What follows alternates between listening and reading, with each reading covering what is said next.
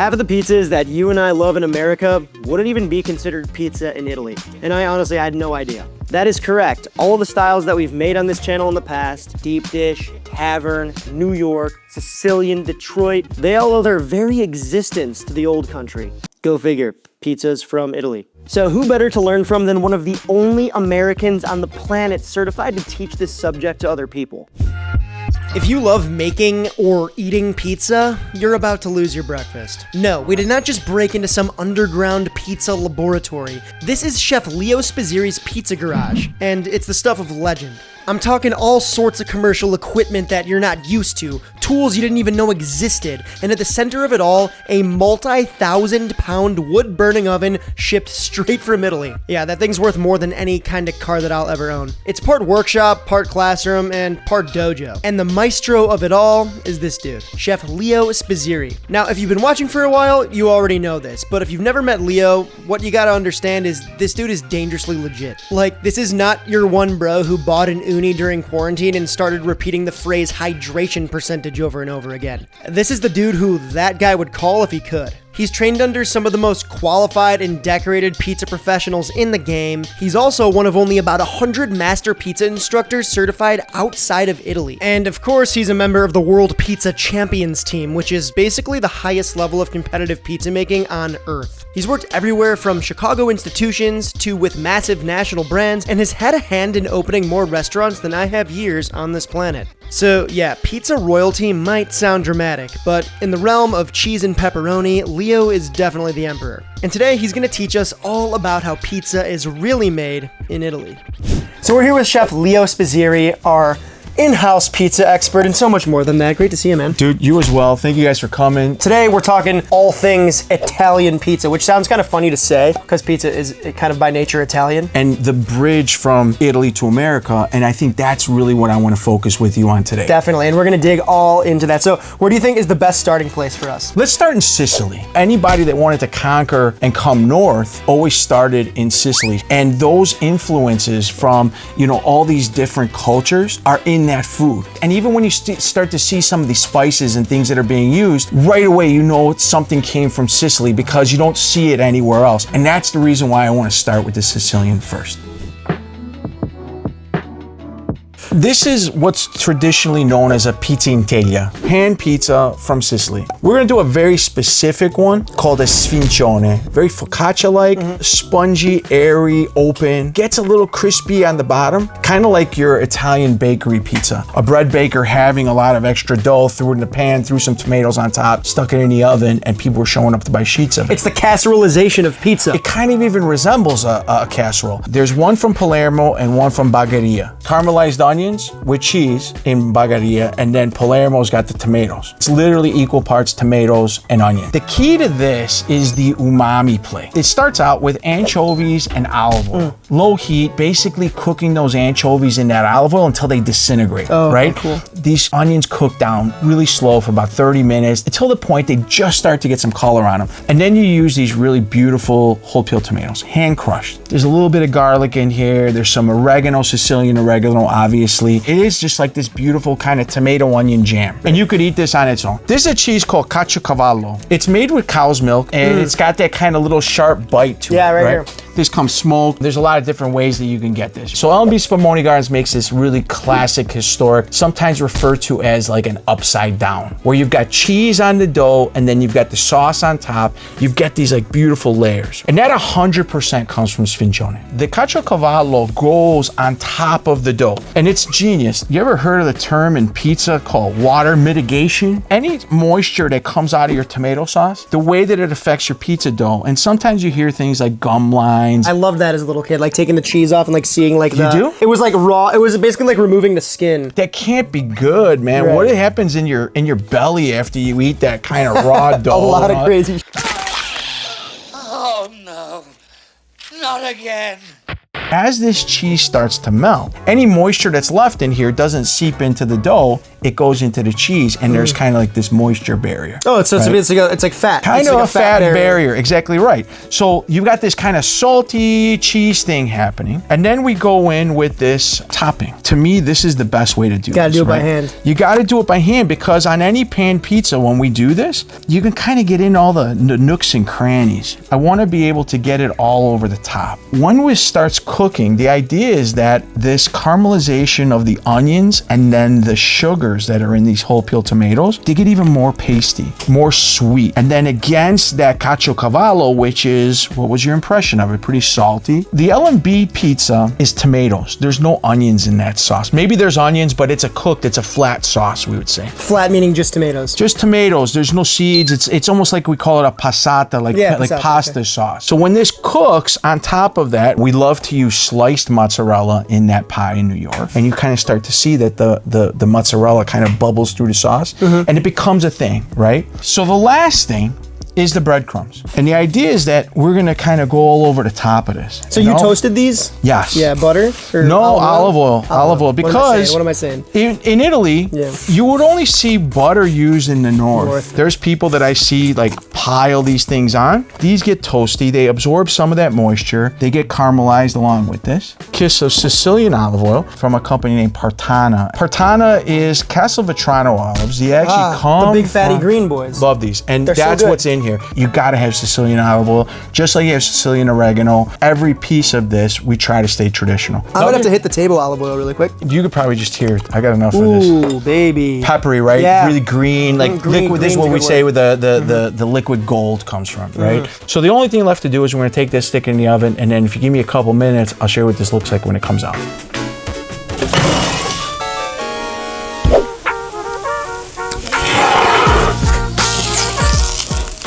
And you know it's done if you see it like slides out of the pan like that. The thing I love is this caramelized edge. If I transfer this to a cutting board, that bottom should snap like glass, like super crispy. Beautiful. If you open an area in the middle, and then you'll be able to see the layers. Detroit style pizza. There's a lot of pizzas that came from this world in the pan in the United States. But this 100% traditional. Toppings are cooked all the way through. You see those breadcrumbs have gotten nice and toasty. This tomato sauce has gotten nice and caramelized. And then underneath, you've got that caciocavallo kind of holding everything in. And that's the part that hit the sides of the pan here, just like your reference to Detroit. The frico. The frico. Let me get a cutting board. Let's cut this up, and then we'll take a look at it. All right, right on. You can see the layers. You see this beautiful open airy bread. You can see the cheese. You can see the onions, that cooked sauce with all that oil, that classic look of this pizza. To recap, which American pizzas did the Sfincione really help to sort of like inspire? I think we see it in a lot of the pan pizzas where you got dough, cheese, tomato sauce. Got it. Detroit for sure. Chicago deep dish, or even the stuffed pizza. We see this also in New York. The grandma, or is that more the other one? So grandma and Sicilian are really the same pizza, just different amounts of dough in the pan and the thickness. Like look at this bottom. Yeah, like, that's... Look at how beautiful this is. It's almost like it fried in the pan. Right? Yeah, 100%. That's a great way to put it. Salud. Salud. Forget about you. Yeah. I just sold it. Whoever invented the idea or thought of the idea of putting bread on top of more bread is a genius. What a topping. Love that. Why is this not offered at like more American pizza spots, like toasted breadcrumbs? Oh, it's gonna be hard not to eat all these. Like, we got 3 more pizzas. That's awesome.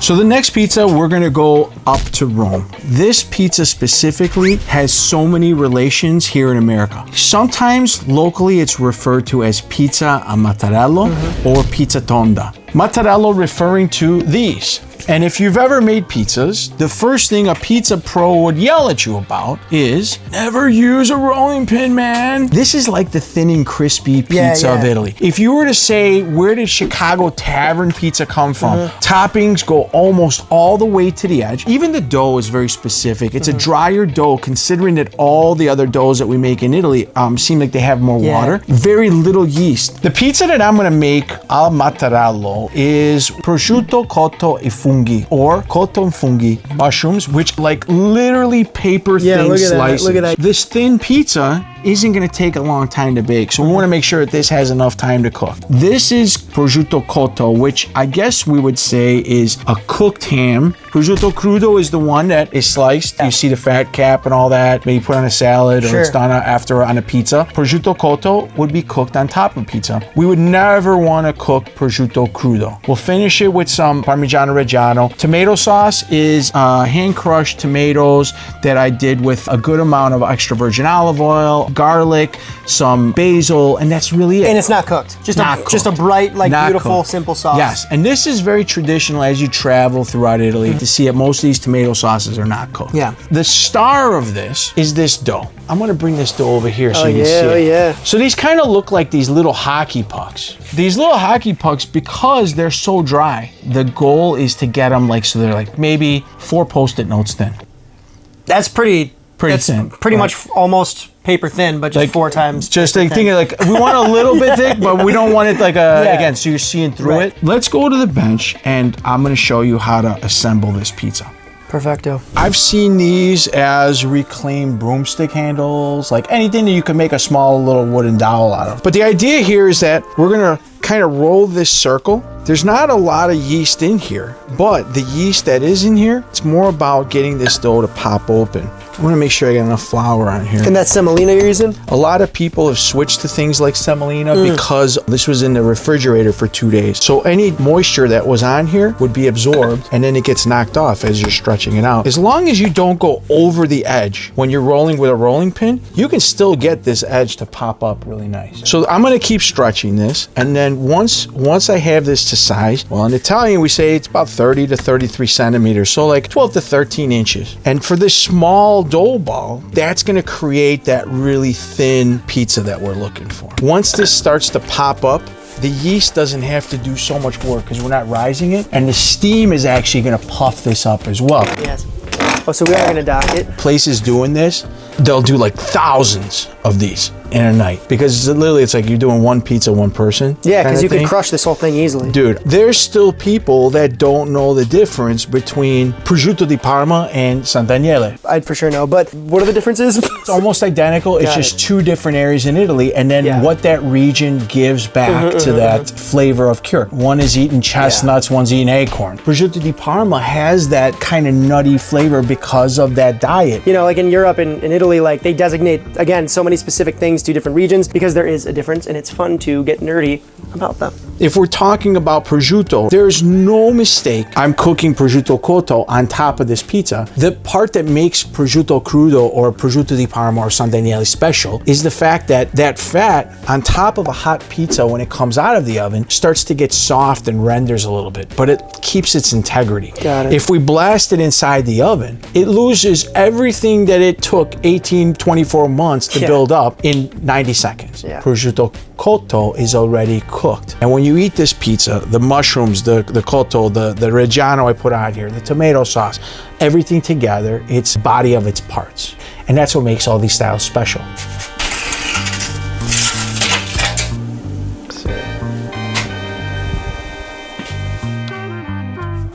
Woo. So it's got that nice char, leoparding. Let's do it like this. Yeah, let's keep it Italian. What's he gonna do? What's he gonna do? Even though this is not traditional in Italy, I think that, again, we eat enough of these here in Chicago to say that all day long, we know the places in the Midwest that this pizza. This is a beautiful nod to the fact that, like, listen, you pay respects and homage to the original. You know, it's a Midwestified Italian pizza, but at the same time, it's still Italian. Super crispy, super thin. And then the reason I want to show you this is because there's people that probably will see this saying, "Oh, that pizza's burnt." But what do you think? Comment below. This literally will snap right off if we wanted to. If we look at the bottom is perfect. There's nobody that would argue and say that this is burnt. And look how thin that is. And this is, remember I was saying, like, I want to aim for about 4 Post-it notes. Let me see. Now that little bit of yeast popped this open. The mushrooms, super thin sliced. They're cooked perfect. Prosciutto cotto, it's rendered. Charred. It's got that little bit of char on the edge. Sauce up to the edge. You can see the parts that are now caramelized. And the thing that I love the most, and we talk about this in tavern pizza all the time, is that lacing of the cheese. So when you see a pizza that's got these, we call them toast points, those little brown spots on top of the cheese, when you can see those little pinholes where the sauce is peeking through, These are all characteristics of a well-baked pizza. To say that we tip a hat all the way to Rome on this, that's one of the things I love about this, because nobody ever thinks about this style. Considering that we bake this in an oven at about 3 minutes, probably about 700 degrees, very traditional. This is one of those styles that could be done in a gas oven. You could do this in your house. Yeah, right? Yeah, which is beautiful. At 500 degrees, and it was still on a pizza stone. It would come out amazing. Should we try it? Yeah, let's do it, man. I'm a kind of a corner adjacent guy. I like that. I'll do that same slice on the other side. I love this. I mean, you can see that. Beautiful. And look at the little bubbles. Oh yeah, that's nice. Super thin, stands up on its own. Everything we love about this style of pizza, that's 100% Roman pizza Tonda or pizza mozzarella. Cheers. Salud. How do you not like that? I don't know. Right off the jump, it's a little more chewy than the taverns that I'm used to eating here. Tavern style in Chicago is baked lower temperature. Usually somewhere 480, 500 degrees. Usually takes about 7-8 minutes. We bake this in about 3 minutes at 700 degrees. It's all about the comparison between time and temperature. To sum it all up, we have this Roman pizza tonda that is responsible for giving us things like tavern style, St. Louis, and basically any of the other like super crispy styles that you can imagine here in the States. Totally, and to me, this edge, that charred little edge, it kind of looks like that New Haven. New Haven, of course. How can I forget the coal oven? Right, the coal oven. Dude, it's such a cool hybrid between all of the styles we just said, which is one of the reasons it is now a top fiver for me, probably. I love that. In real time, we're seeing this in real time. In real time. Yeah. Cool, man. On to the next one. This next one is arguably probably maybe like what the mama of the other pizzas, could you say? This is where our pizzas started for all intents and purposes. And of course we are talking about Neapolitan pizza. The colors of the Italian flag. Green basil, white mozzarella, and then the red tomatoes. This was peasant food. The story of Queen Marguerite isn't as happy as everyone thinks it is. It's not the romance. She was basically trying to save her life and everybody else in the kingdom. And the reason why Neapolitans got credited with making the first pizza is because the pizza for the first time was recognized as having tomato sauce on it. Because there was other people making things that were similar to this. To go back on it really quick, just to clarify, like, so we have our Neapolitan, right? And they have a very distinct way of making it that is extremely complicated and detailed, and you have to do things to a T for it to be a Neapolitan. We have a whole video on that, by the way, if you want to go check that out, if you kind of want to really focus in on this style. But today we're doing something a little different, the pizza Classica, right? So when we talk about the Neapolitan pizza traveling, the round pizza that wasn't from Napoli starts getting referred to as pizza Classica.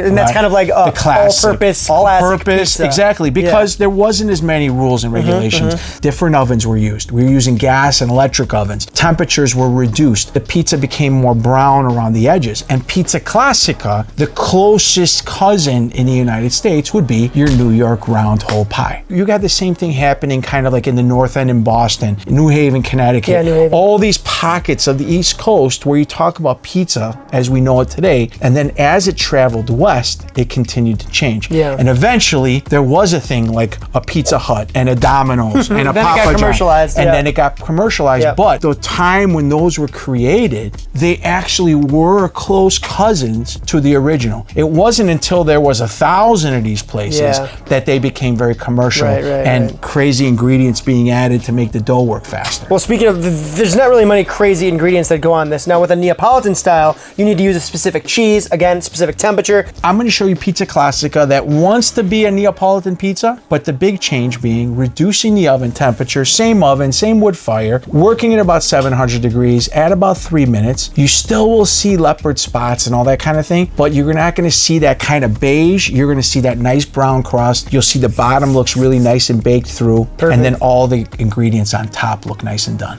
Let's get it. Love it. This is still flour, water, salt, and yeast. Hydration on this is probably about 66%. When we stretch this out, the idea is that we want to keep that outside ring or the frame of our pizza. Really, all I'm trying to do is just keep this dough about 1 finger from the edge, and I'm trying to just go around and do this. The part that complicates things is then when I do this slap. So I come down, and I'm slapping the dough, and it's actually centripetal force that's opening this all up for me. Put a little flour down. In an oven, like we're gonna use a very intense hot oven, and if anybody out there is using like one of those backyard ovens, like an Uni or Gosni or whatever, those temperatures are really hot. So if you've got a lot of flour underneath the pizza, the pizza burns before it ever has a chance to bake. Yeah. And it's the flour that's burning. Dough, you can see it's got a nice amount of bubbles, fermentation, we call that. Now, different than when we did that Roman dough, I don't want to go over that one finger from the edge, because this on this edge the sugars from those tomatoes will burn. I like a good amount of sauce. This is a 2-ounce ladle. I would say I probably have about 3 ounces of sauce on here. I want to have enough sauce, but I don't want this to be soupy. On top of this is grated Parmigiano Reggiano. Basil, I'm one of those that, like, we're not making an art project. Cut it in half, throw it on top of the pizza, put it everywhere it's gonna go. I try to aim for the center, because as you eat a pizza, you eat from the center, not the edge. True. So I throw it there, it does what it has to do. There's a little tidbit of very developed wisdom. You eat the pizza from the center, not the edge. The other thing, when you put your ingredients, I take whatever I'm gonna put, split it between 2 hands, and I kind of go around this way. So my hands are kind of mirroring each other. And then once I have everything on top of the pizza, I can say, well, I need a little bit more. What if we took even a little bit of this whole milk, just a little pinch, and just kind of zhuzh that up a little bit here too. We got a couple different textures. Always a little bit of olive oil. And literally that's it. And we made a pizza. If we were doing a Neapolitan pizza, what I just did would be outlawed. However, in Pizza Classica, I can build the pizza on the deck and shuffle underneath. If not, Neapolitan is pulling the pizza to the peel, making it round. See right now, you can see like right here, how it's starting to get brown and spotted. I want it to be even, and then I want it to be snappy in the bottom.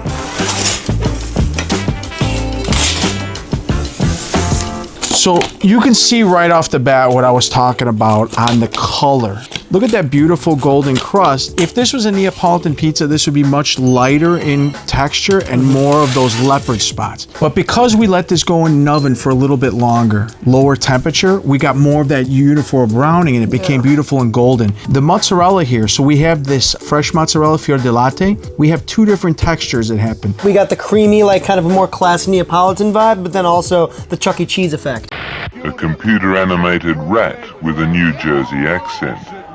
No, but think about what you just said. So like when we make a New York pizza, the way the appearance of that mozzarella is how it spreads like a sheet as compared to being spotted like this, right? And that's the 2 different mozzarellas. You get the best of both worlds. The basil looks nice and green, almost like it was blanched. So we didn't disintegrate it. We'll do a little Parmigiano Reggiano grandma style on the box grater. And that little bit of residual heat from the pizza kind of starts to melt it, but it gets like that aromatic, which I love even more. You see how the bottom is on this? Nice and kind of spotted. It's not burnt, it's toasty. And it's still kind of got that, like, what do you call it? It's a foldable, we call it tip flop. Tip flop, but it almost seems a little less wet than a Neapolitan.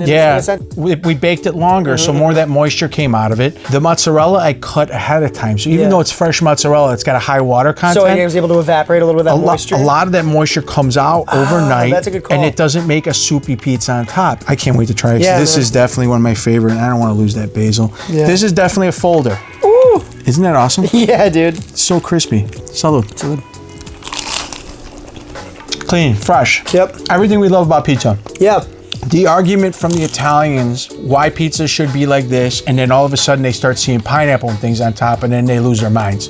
When we talk about the renaissance that pizza's having, it's not the same as throw some cheap ham, throw some pineapple on it, call it Hawaiian. Try a little pineapple and tahini and throw that on a pizza, and all of a sudden you change everything. I think that it's really cool that we can have these classic original versions of pizza from Italy, understand them, appreciate them, love them. People make their own versions based on like what they have, what's available to them. Before you know it, it becomes just something distinctly regional in a completely different country. And guess what? It's still delicious. What are our future toppings we're talking here? Yeah, I have no idea. Like, where could we go? What are the future toppings, man? What's your favorite? Maybe I can get some inspiration. Let's go.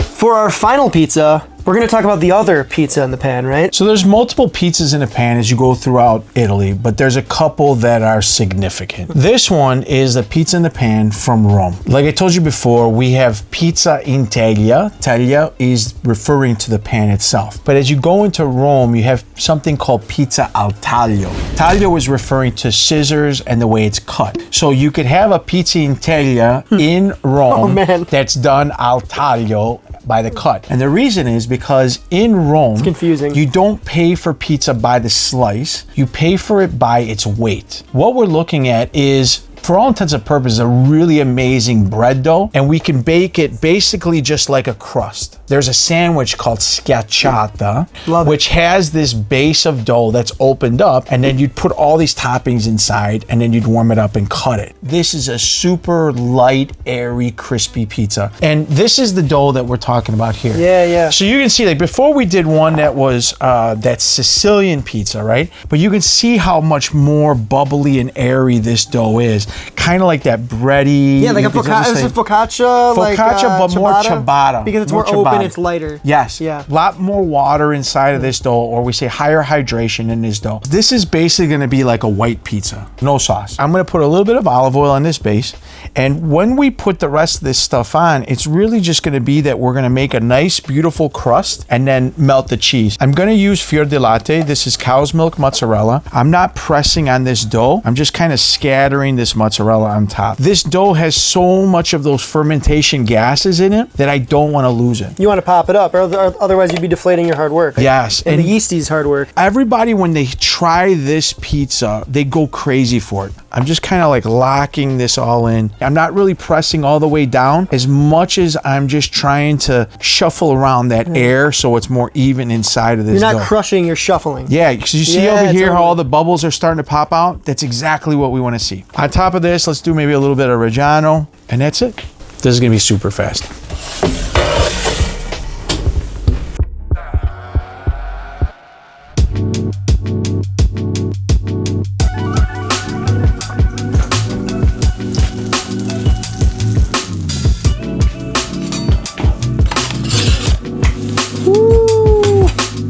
Beautiful. I concur, man. If this was going back into display, we would have all this stuff already on this, and then it would go back in the oven for a minute, comes out, gets really crispy. Ours is already done all the way, so let's cut to the chase. These scissors here are actually made for this style of pizza. Now from here, if we did like these beautiful cross sections, right? So you're gonna give it a cut before we top? This way we can kind of go right into eating it. And I want to show you the structure of this, how beautiful it is inside. Bottom is beautiful, nice and crisp.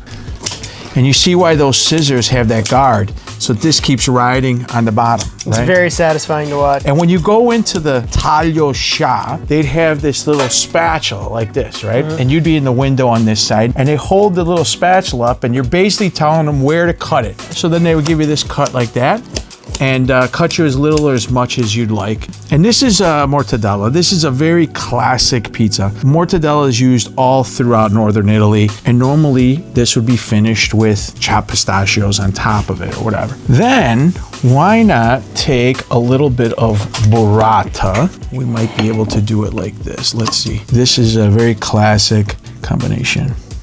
People all over the world be like, what is that guy doing to that poor cheese?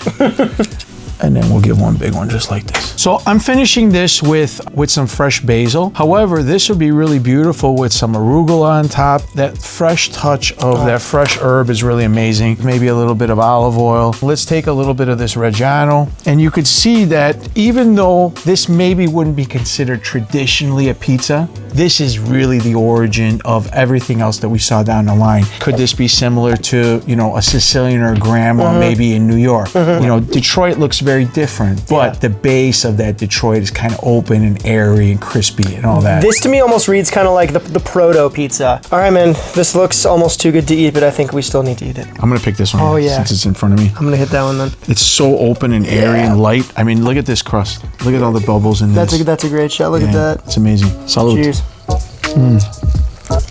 Oh, it's so good.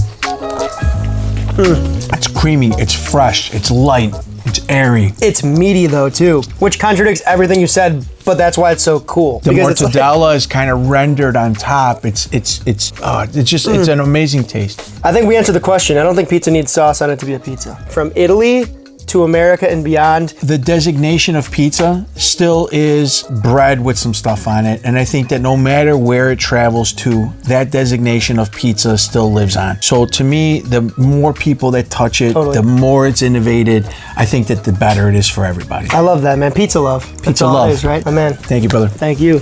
I hope you guys learned a lot today. And let us know in the comments below, which pizza style, whether it be Italian, Americano, or beyond, do you like the most and why? This guy's got some pretty amazing stuff he's working on. You want to tell the good people what's up? Yeah, I just finished my first book. It's going to be available June the 23rd. You can pre-order right now on Amazon. 100 recipes geared for the home baker. All the styles of pizza that you saw here today are in the book. All the doughs, 8 different styles of pizza, all the topping recipes, everything in, the ins and outs of what you need to know to make awesome pizza at home. You don't have to have a PhD to look and understand it, this book. So go ahead. It's called Pizza Love by Maestro Leo Spizziri. And if you see me along the way and you get it, I'd love to sign it for you. And Adam, thank you so much. My man, of course. Appreciate you. Listen, we're going to have the links to pre-order his book. And if you're watching this after, what is it, June 23rd, June 23rd. when it releases, you will be able to purchase it from the link below as well. We're also going to leave this guy's socials below. Go check him out, follow him. He makes some great stuff himself. And tell him about your class you're working on. We're working on an online platform, so you'll be able to take online classes with me, actually from the Pizza Garage. I've always got special things going on, like public access to coming to a one-on-one pizza class with me here in the garage. Check me out on Ask Chef Leo. My company is Spizziri Media. Send me a DM. I'd love to have you out and talk to you about making great pizza. If you want to learn a thing or 5 about pizza, there's not many people on this planet that are more qualified to do so. So go check this guy out. He's the man. Leo. Thank you, brother. I love you, dog. Love you too. Cut it, cut it, cut it.